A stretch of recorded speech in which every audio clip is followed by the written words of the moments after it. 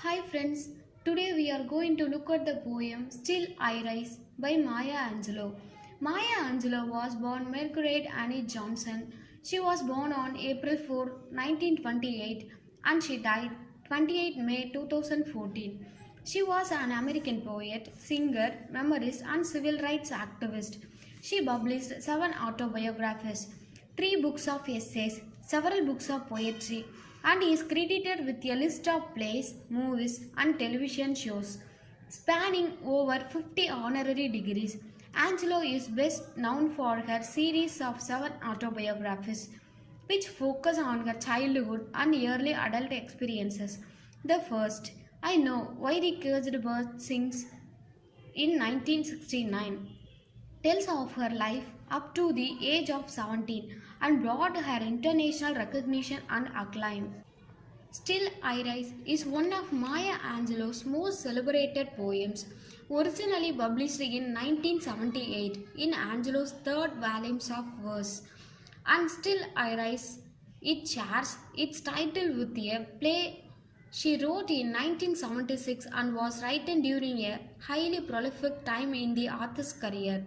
By the time Still I Rise was published, Angelou had already achieved recognition for 3 autobiographies in addition to her previous 2 volumes of poetry. Angelou considered this poem a personal favorite and recited it frequently at public readings. She once stated in an interview that she often turned to this poem to empower her during difficult times. This poem have 9 stanzas. Now we are look at the stanza-wise summary. The first stanza of the poem. The speaker is angry. She feels that her ancestors are being antagonized in the history books and that her generation is being tied to this history and hampered in their efforts to unshackle themselves from the slavery of the past. She is challenging her oppressors and telling them boldly that they will not oppress her the way they did her ancestor. No matter what they try to do, she will resist. The second stanza of the poem. The narrator is asking questions and is bewildered by the oppressor's mood. However, her tone is provocative and sarcastic rather than naive.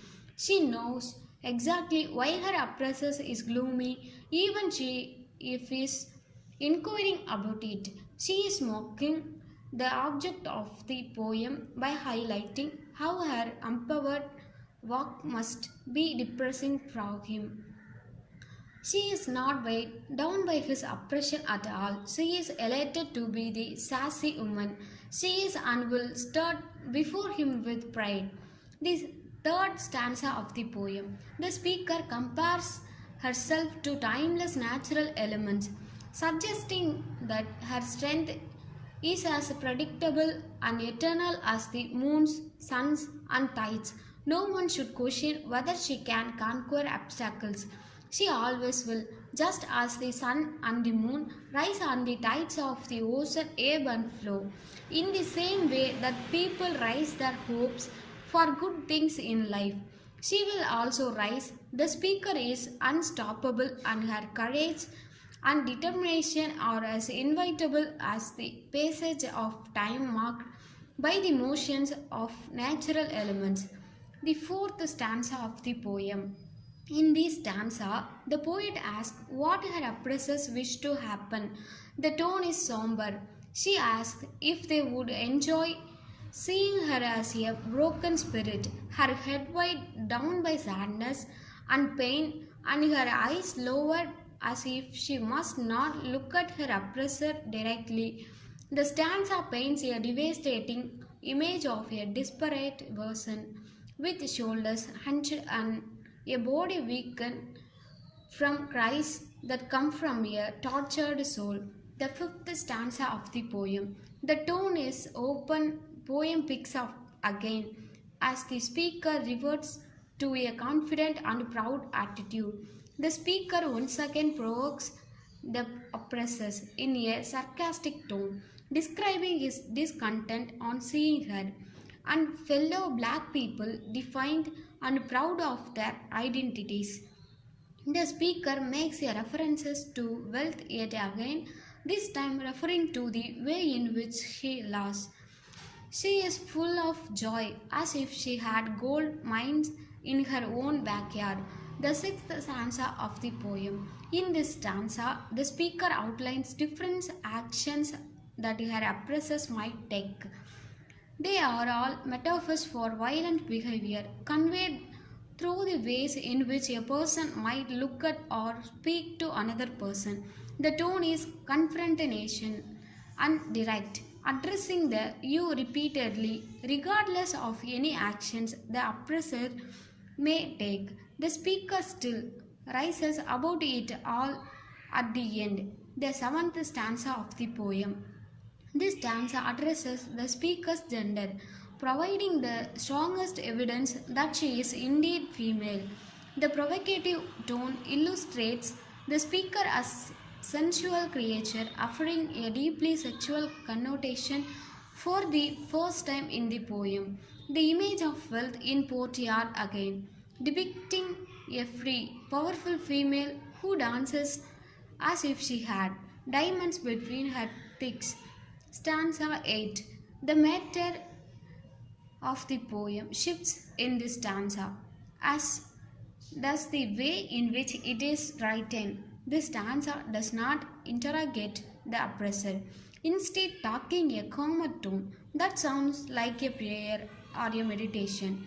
In the previous stanzas, the speaker has been firing questions at her oppressors and essentially putting his behavior on trial.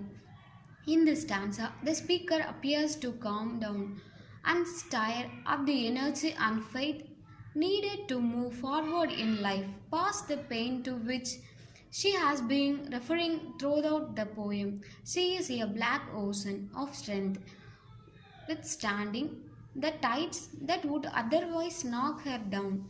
The ninth stanza of the poem. The speaker is taking a clear step forward, leaving behind the terrors of the past. The daybreak will bring sunshine and hope and clarity. The poet affirms her intention to rise above the past and fulfill the dreams and hopes of her slave ancestors.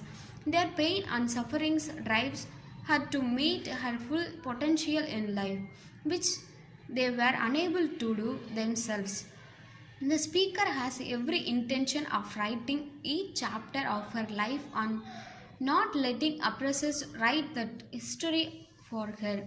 She will not be held back by what the oppressors have done to her ancestors. Still I rise.